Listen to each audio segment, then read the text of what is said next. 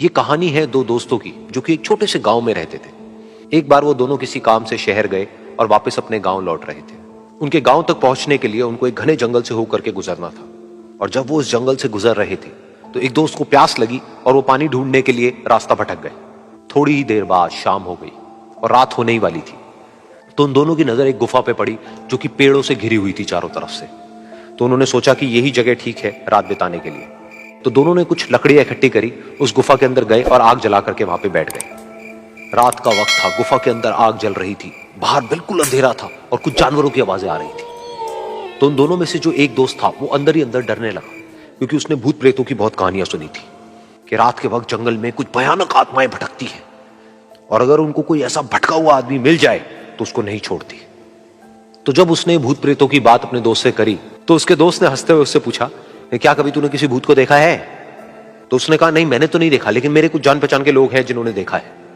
तो उसके दोस्त ने उसको समझाने की बहुत कोशिश करी कि यार ऐसी सुनी सुनाई बातों पर विश्वास नहीं करते हैं, अब तू सो जा और मुझे भी सोने दे, मुझे नींद आ रही है। और इतना कह करके उसका दोस्त वहीं पर लेट गया और थोड़ी देर में सो गया।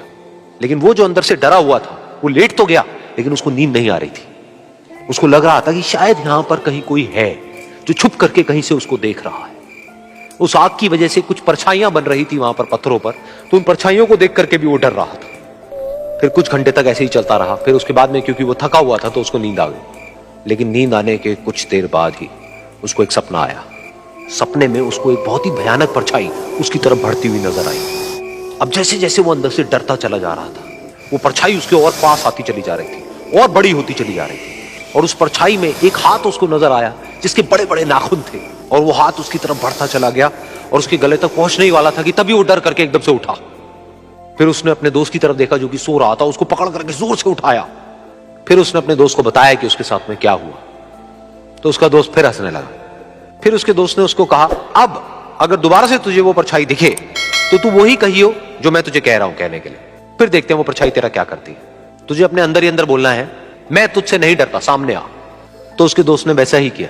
थोड़ी देर बाद दोबारा से उसको सपने में वही परछाई नजर आई और वो परछाई धीरे धीरे उसकी तरफ बढ़ने लगी। लेकिन इस बार वो उस परछाई से डरा नहीं, बल्कि अपनी पूरी हिम्मत जुटा करके उसने वही कहा, मैं तुझसे नहीं डरता, सामने आ। मैं तुझसे नहीं डरता, सामने आ। मैं तुझसे नहीं डरता, सामने आ। जैसे जैसे वो ये बोलने लगा वो परछाई छोटी होने लगी और उससे दूर होने लगी। वो बोलता रहा, वो परछाई छोटी होती रही और धीरे धीरे वो परछाई दिखनी बंद हो गई। बिल्कुल ऐसा ही हमारी जिंदगी में भी होता है। हमारे अंदर जितने भी डर है, उससे हम जितना डरते हैं हम उतना ही छोटे होते चले जाते हैं और वो डर उतने ही बड़े होते चले जाते हैं। लेकिन अगर हम अपने अंदर के डरों से नहीं डरते हैं और उसका सामना करते हैं तो दुनिया का ऐसा कोई भी डर नहीं है जो कि हमें डरा पाए।